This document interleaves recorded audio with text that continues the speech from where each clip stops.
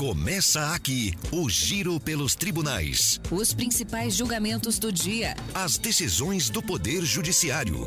Notícias, entrevistas. A análise de quem faz a justiça. As decisões de hoje em todo o Brasil. Giro pelos Tribunais. Rádio Justiça Brasília, 104,7 FM. 18h44. Estou de volta, dessa vez para o Giro pelos Tribunais. A partir de agora você acompanha as informações dos tribunais de justiça de todo o país. Eu fico com você até às 7 da noite, daqui a pouquinho, portanto, sintonizando seus direitos com as principais notícias do Judiciário brasileiro. Vamos aos destaques de hoje.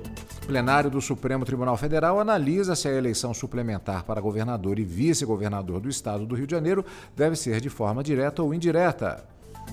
Ex-presidente da Vale volta a ser réu em ações penais pelo rompimento da barragem de Brumadinho, Minas Gerais. Acordo coletivo de trabalho põe fim à greve de trabalhadores de hospitais após audiências de conciliação realizada pelo TST. E ainda, DPU contribui para relatório das Nações Unidas sobre combate à tortura. Essas e outras notícias você confere agora no Giro pelos Tribunais desta quarta-feira, dia 8 de abril de 2026. É Rádio Justiça, é 104,7 FM, sintonizando os seus direitos. E abrimos o nosso jornal de hoje com as informações aqui do Supremo Tribunal Federal. O plenário do STF analisa se a eleição suplementar para governador e vice-governador do estado do Rio de Janeiro deve ser de forma direta ou indireta. Vamos às informações agora ao vivo com o repórter Marcelo Della Libra. Boa noite, Marcelo. Boa noite, Cadu. Boa noite aos ouvintes da Rádio Justiça. O estado do Rio de Janeiro terá de realizar eleição suplementar devido à dupla vacância nos cargos do Executivo. Isso porque, no dia 23 de março, o ex-governador Cláudio Castro foi condenado à inelegibilidade pelo Tribunal Superior Eleitoral. Em função da condenação, o tribunal determinou a realização de eleições indiretas para o mandato tampão. O vice-governador Tiago Pampolha já havia renunciado em 2025 para assumir uma vaga no Tribunal de Contas Estadual. O presidente da Assembleia Legislativa do Estado, Rodrigo Barcelar, foi afastado do cargo em dezembro do ano passado e desde março está preso preventivamente e teve o mandato cassado. Com isso, o governo interino está a cargo do desembargador Ricardo Couto, presidente do Tribunal de Justiça do Estado do Rio de Janeiro. Esse fato é objeto de uma ação direta de inconstitucionalidade e de uma reclamação, ambas apresentadas pelo Partido Social Democrático. A primeira discute trechos da lei aprovada pela Assembleia Legislativa do Rio, que estabelece a eleição indireta para a sucessão de Cláudio Castro. A norma fixou o voto aberto em prazo de 24 horas para desincompatibilização de quem quiser concorrer. A outra discute o entendimento do TSE, que, ao cassar Cláudio Castro, determinou que a eleição para a escolha do sucessor seria indireta. A discussão envolve a definição de qual norma deve ser aplicada, o Código Eleitoral ou a lei estadual. O julgamento começou em sessão virtual, mas um pedido de destaque levou a discussão para o plenário físico. Na primeira parte houve as sustentações orais. O primeiro a se manifestar foi o advogado Tiago Fernandes, pelo partido autor das ações. Já o advogado Gustavo da Rocha, também pelo PSD, afirmou que a cassação do governador e da linha sucessória ocorreu há mais de 6 meses do término do mandato e, por isso, a legislação eleitoral impõe a realização de eleições diretas. Também pelo partido, o advogado Aristides Junqueira sustentou que a vacância do cargo decorre de causa eleitoral, uma vez que a renúncia do então governador ocorreu no curso do julgamento no TSE. Já com votos favoráveis à cassação, o que não afastaria a natureza eleitoral da perda do mandato. O Procurador-Geral da República, Paulo Gonet, defendeu a realização de uma eleição direta para a escolha do novo governador do Rio, que ficará no cargo em um chamado mandato tampão até o fim do ano. O relator de um dos processos, ministro Luiz Fux, defendeu o voto secreto dos deputados estaduais nas eleições indiretas e, quanto ao prazo de desincompatibilização, votou para manter o que está na lei. A sessão foi, então, suspensa pelo presidente da Corte, ministro Edson Fachin, e deve ser retomada amanhã. Cadu. Obrigado, Marcelo, pelas informações. Lembrando que amanhã a sessão a partir das 14h. Ex-presidente da Vale volta a ser réu em ações penais pelo rompimento da barragem de Brumadinho, Minas Gerais. Informações com Tiago Gomide.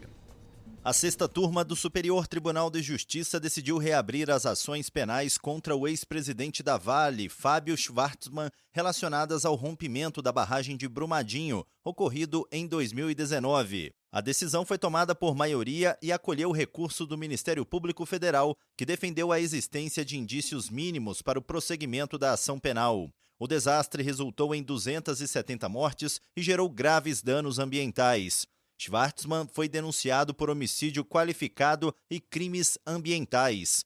A defesa havia obtido por meio de habeas corpus o trancamento das ações penais pelo Tribunal Regional Federal da 6ª Região, sob o argumento de falta de provas que ligassem diretamente o ex-dirigente às mortes decorrentes do rompimento da barragem. O tribunal também apontou falhas na cadeia casual apresentada pela acusação. No STJ, o relator, ministro Sebastião Reis Júnior, destacou que o trancamento de ações penais em habeas corpus é medida excepcional e exige evidente ausência de justa causa. Segundo ele, o TRF-6 avançou indevidamente na análise aprofundada de provas, o que não é compatível com o rito do habeas corpus e invade a competência do juízo responsável pelo julgamento do caso. Para o colegiado, a denúncia apresentada pelo Ministério Público Federal contém descrição suficiente das condutas e dos fatos, indicando possível responsabilidade do ex-presidente da Vale.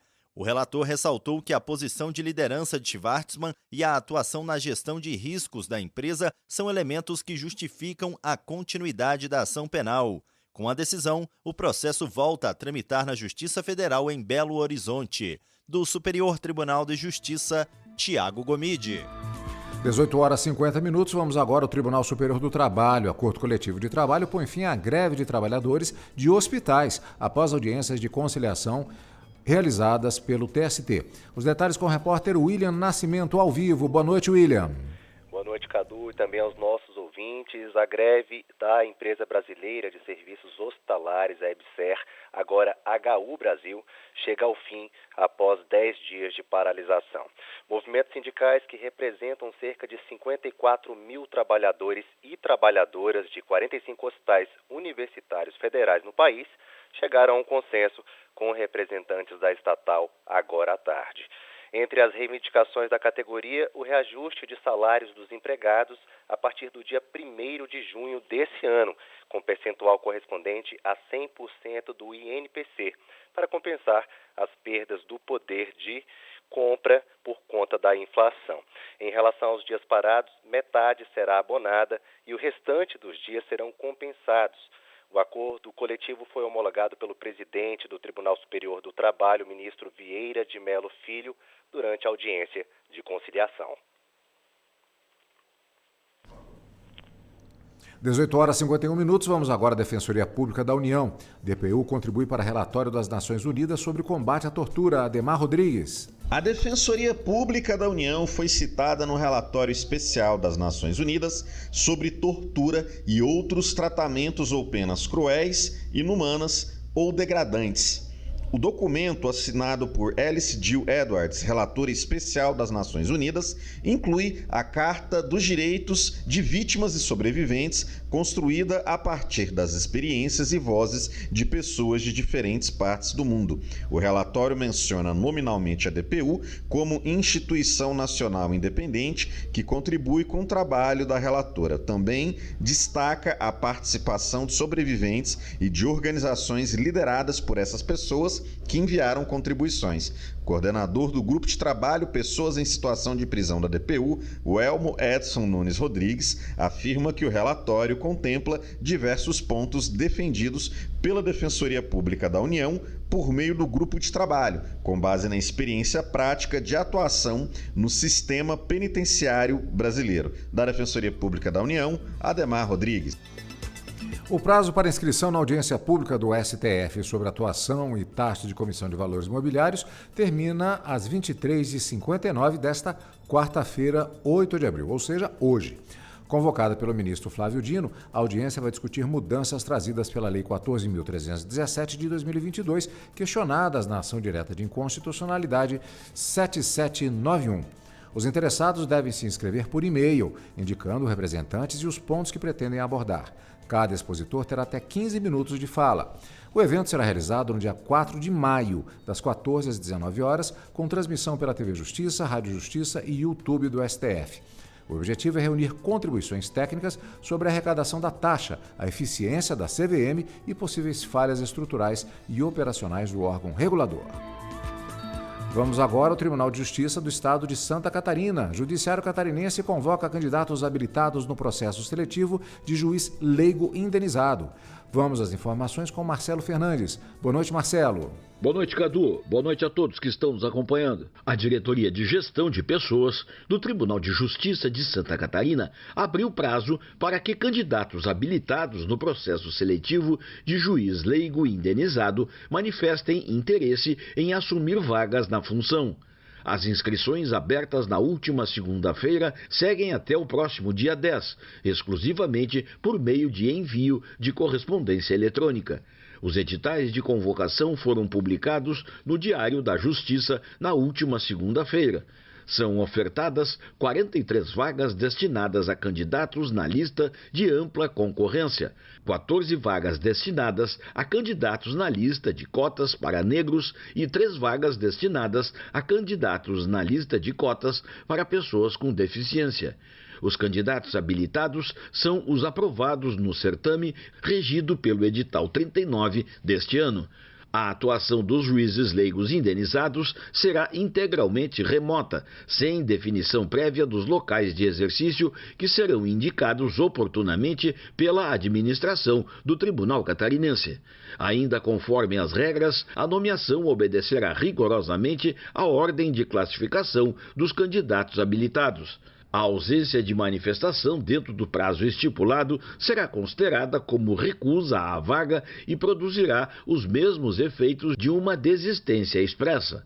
Os candidatos deverão manifestar o interesse por meio de correspondência eletrônica dirigida ao endereço juizesleigos, inscrição sem cedilha, @tjsc.jus.br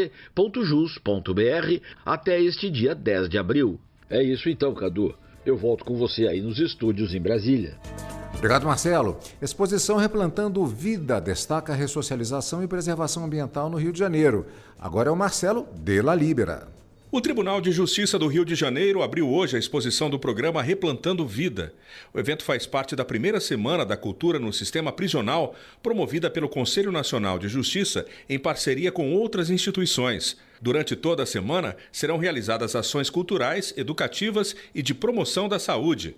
A exposição apresenta resultados e experiências do Replantando Vida, programa da Companhia Estadual de Águas e Esgoto do Rio de Janeiro, a SEDAI, desenvolvido em parceria com instituições do sistema prisional e com articulação do sistema de justiça. Até o momento, os presos já plantaram mais de 4.500.000 mudas de espécies nativas da Mata Atlântica, contribuindo para a recuperação de áreas degradadas no estado. Além do impacto ambiental, a iniciativa também atua na reintegração social, com participação de pessoas privadas de liberdade em atividades que permitem a redução de pena e a continuidade no projeto após o período no sistema prisional. O evento continua ao longo de toda a semana e na sexta-feira, dia 10, a TV Justiça estreia o documentário Pena Justa, às 18 horas. Rádio Justiça de Brasília, Marcelo Della Libera. Justiça amplia a lista de responsáveis por indenizar o INSS em caso de acidente de trabalho. Decisão envolve jovem que perdeu a mão ao operar máquina proibida para menores. Detalhes com Ricardo Torres.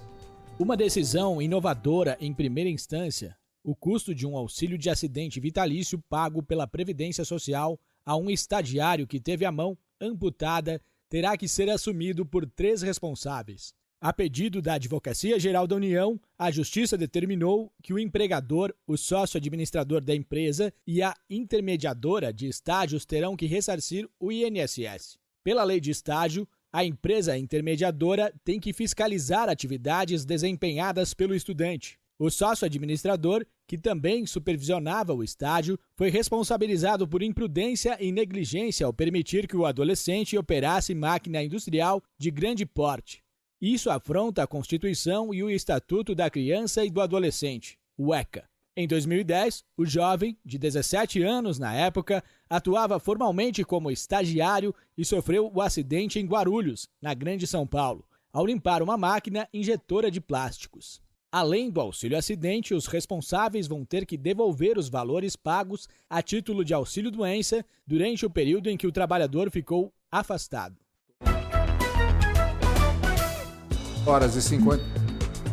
18 horas e 58 minutos, nós vamos ficando por aqui hoje com a edição do Giro pelos Tribunais. Você fica agora com a Voz do Brasil. A Rádio Justiça apresentou Giro pelos Tribunais. Rádio Justiça, Brasília. 104,7 FM.